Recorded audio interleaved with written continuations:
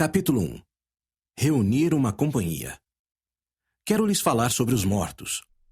Milhares de santos dos últimos dias se calaram quando a voz de Lucy Mack Smith ecoou no grande salão de reuniões no andar térreo do templo de Nauvoo, que estava quase terminado. Isso aconteceu na manhã de 8 de outubro de 1845, o terceiro e último dia da Conferência de Outono de A Igreja de Jesus Cristo dos Santos dos Últimos Dias.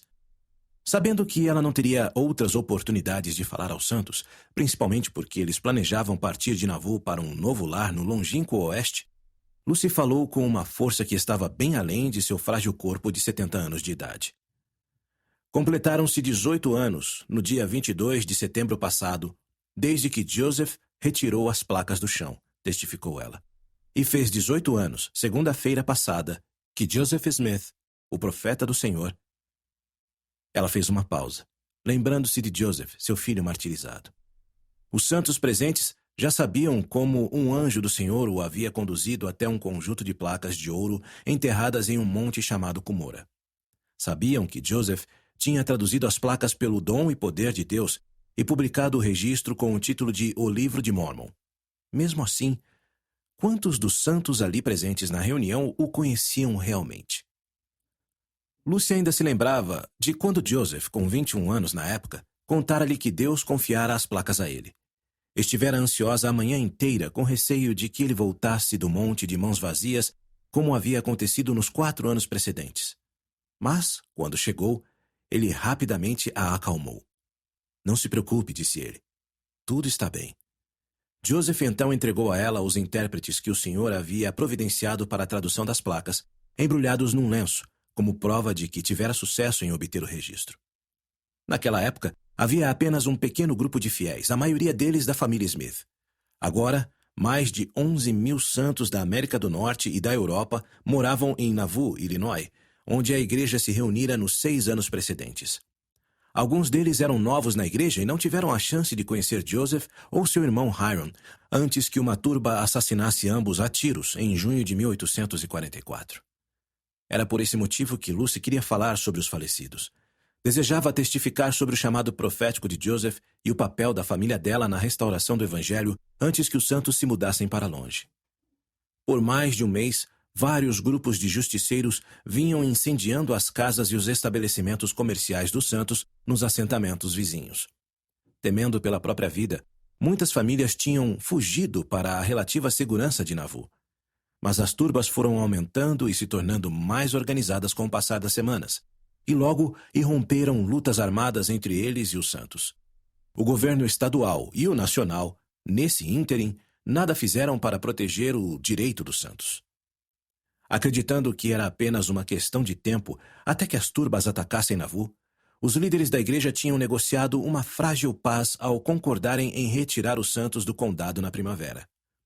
Guiados por revelação divina, Brigham Young e os outros membros do Quórum dos 12 Apóstolos estavam planejando levar os santos para mais de 1.600 quilômetros a oeste, além das montanhas rochosas, fora das fronteiras dos Estados Unidos. Como quórum presidente da igreja, os 12 tinham anunciado essa decisão aos santos no primeiro dia da Conferência de Outono.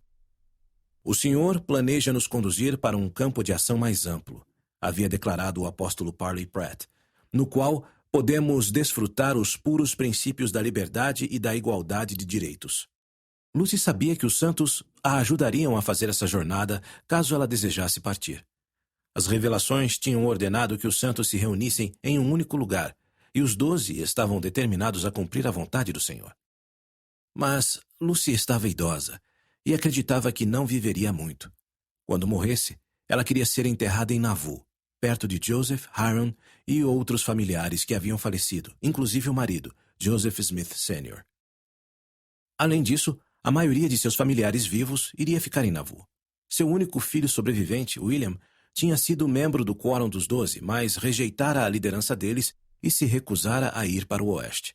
Suas 3 filhas, Sophronia, Catherine e Lucy, também haviam decidido ficar. O mesmo fizera sua nora Emma, a viúva do profeta. Ao falar para a congregação, Lucy instou os que a ouviam a não se afligirem com a jornada que tinham pela frente. Não fiquem desanimados, nem digam que não conseguirão obter carroções e outras coisas, disse ela. A despeito da pobreza e da perseguição, sua própria família tinha cumprido o mandamento do Senhor de publicar o livro de Mórmon. Ela os incentivou a darem ouvidos a seus líderes e a se tratarem bem.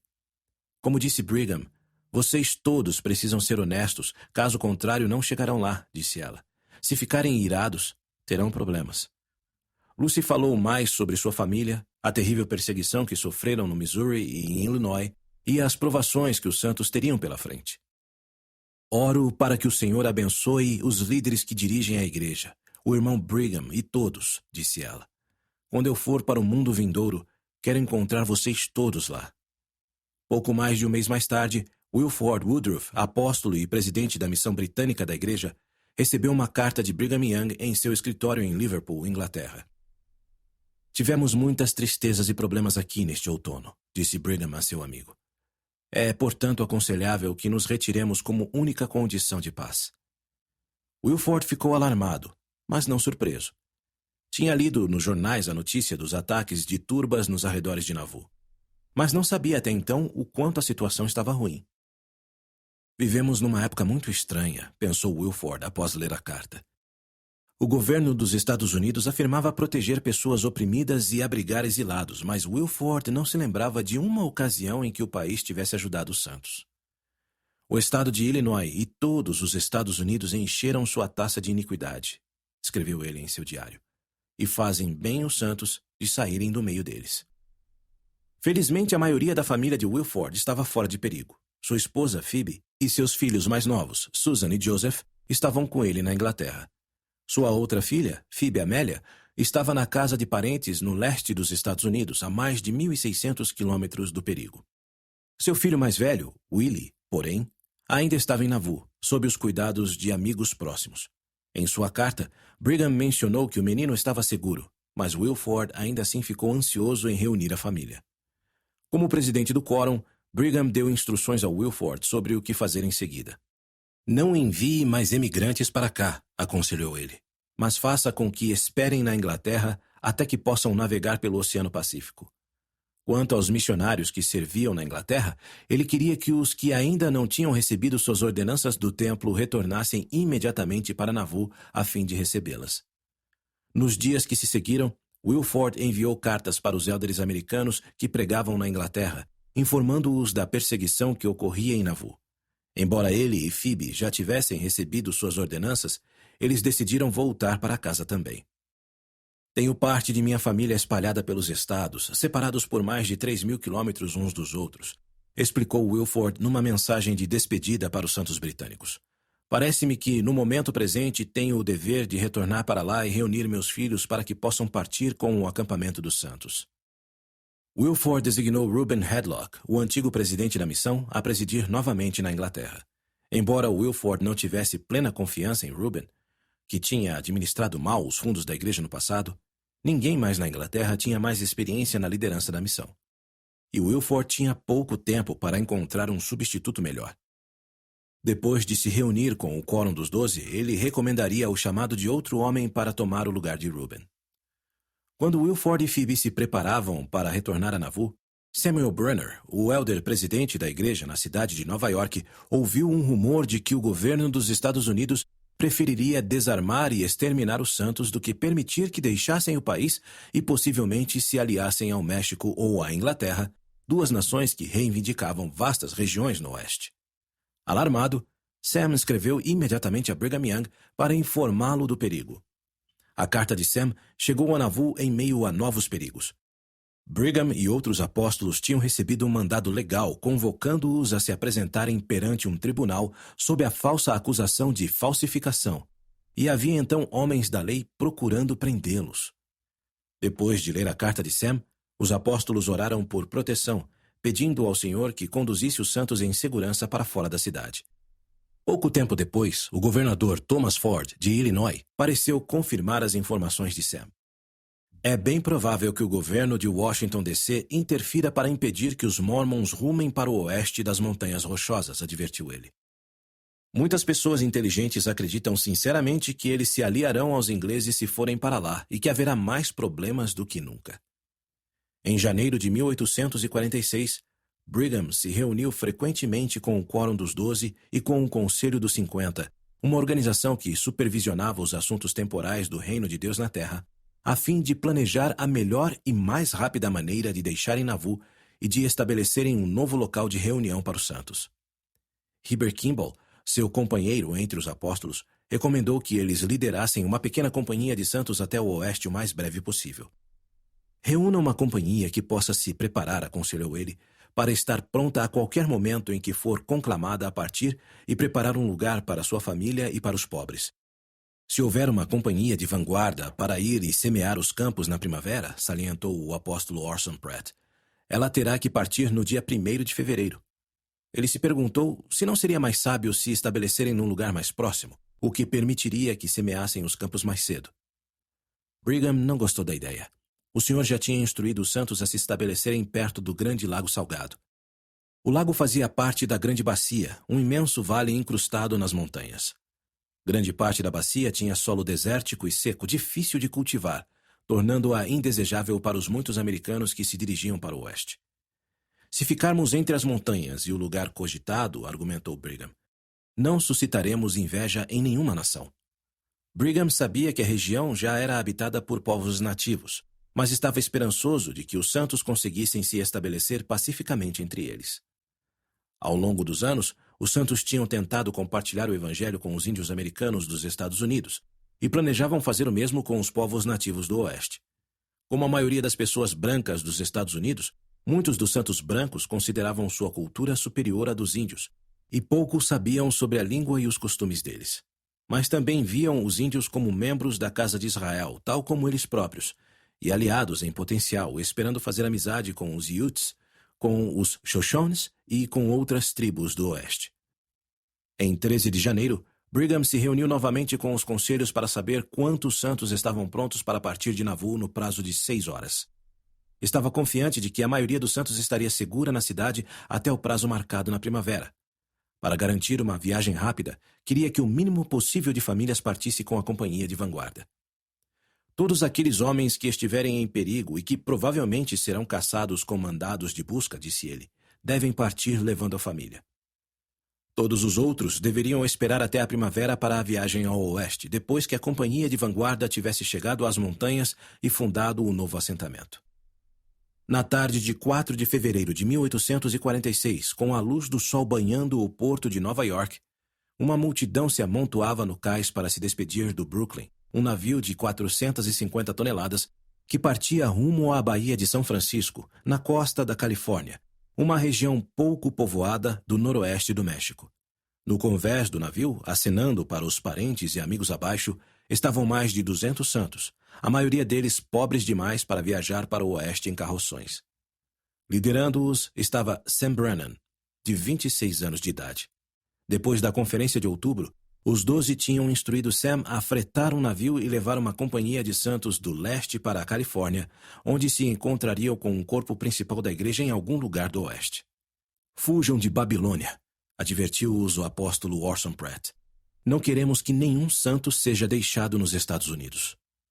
Pouco depois, Sam fretou o Brooklyn a um preço razoável e 32 pequenas cabines foram construídas para acomodar os passageiros. Ele fez com que os santos levassem arados, pás, enxadas, ancinhos e outras ferramentas de que necessitariam para as plantações e para a construção de casas. Sem saber o que os aguardava, juntaram muitas provisões e alimentos, alguns animais, 3 moinhos de cereais, mós, tornos, pregos, uma prensa gráfica e armas de fogo. Uma sociedade de caridade também doou livros suficientes para formar uma boa biblioteca no navio. Quando Sam se preparava para a viagem, um político que ele conhecia em Washington o alertou que os Estados Unidos ainda estavam decididos a impedir que os santos partissem de Nauvoo. O político também disse a Sam que ele e um comerciante com interesses na Califórnia estavam dispostos a influenciar o governo a favor da igreja em troca de metade das terras que os santos adquirissem no oeste. Sam sabia que os termos do acordo não eram bons, mas acreditava que os homens eram seus amigos e poderiam proteger os santos. Poucos dias antes de embarcar no Brooklyn, Sam mandou preparar o contrato e o enviou a Brigham, pedindo que ele o assinasse. Tudo ficará bem, prometeu ele. Também informou a Brigham seus planos de estabelecer uma cidade na Baía de São Francisco, talvez um novo lugar de reunião para os santos.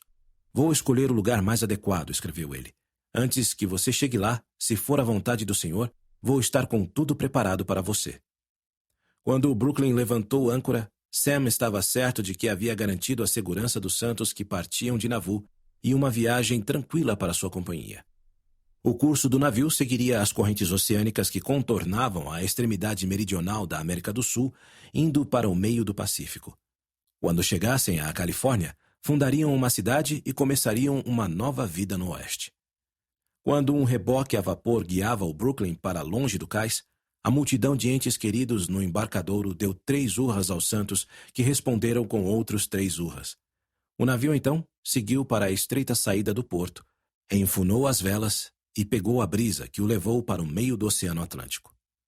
No mesmo dia em que o Brooklyn zarpava para a Califórnia, 15 carroções da Companhia de Vanguarda dos Santos cruzaram o rio Mississippi para dentro do território de Iowa, a oeste de Nauvoo, montando acampamento às margens do riacho Sugar Creek.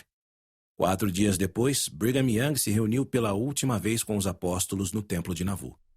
Embora o templo como um todo permanecesse sem ser dedicado, eles já tinham dedicado o piso superior e administrado ali a investidura para mais de 5.000 santos ávidos.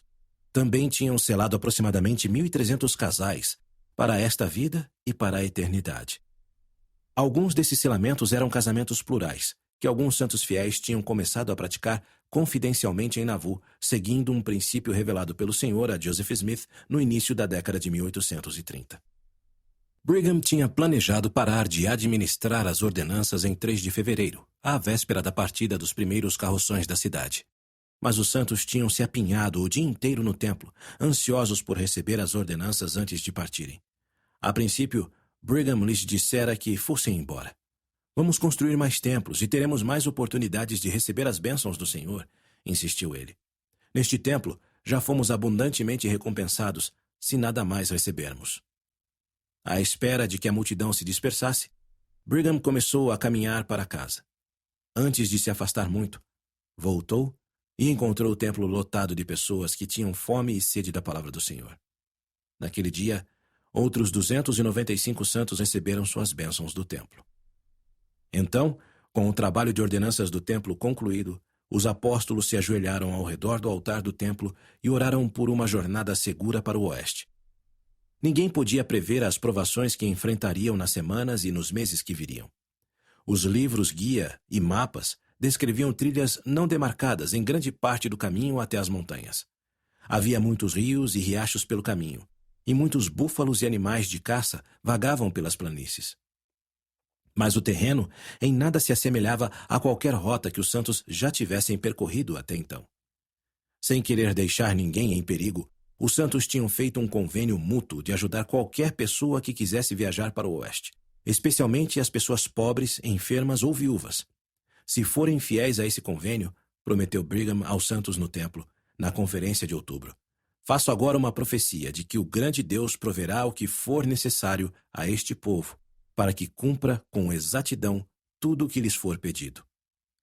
Em 15 de fevereiro, o fardo desse convênio pesava muito nas costas de Brigham ao cruzar o Mississippi.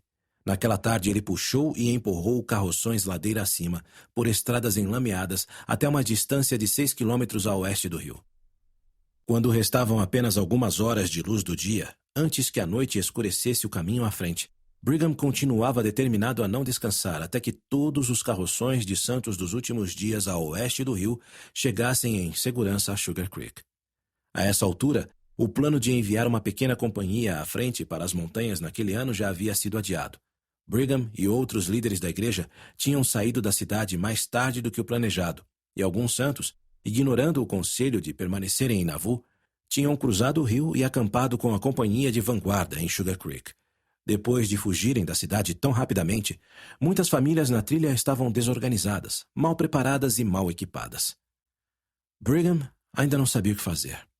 Aqueles santos, sem dúvida, atrasariam os outros.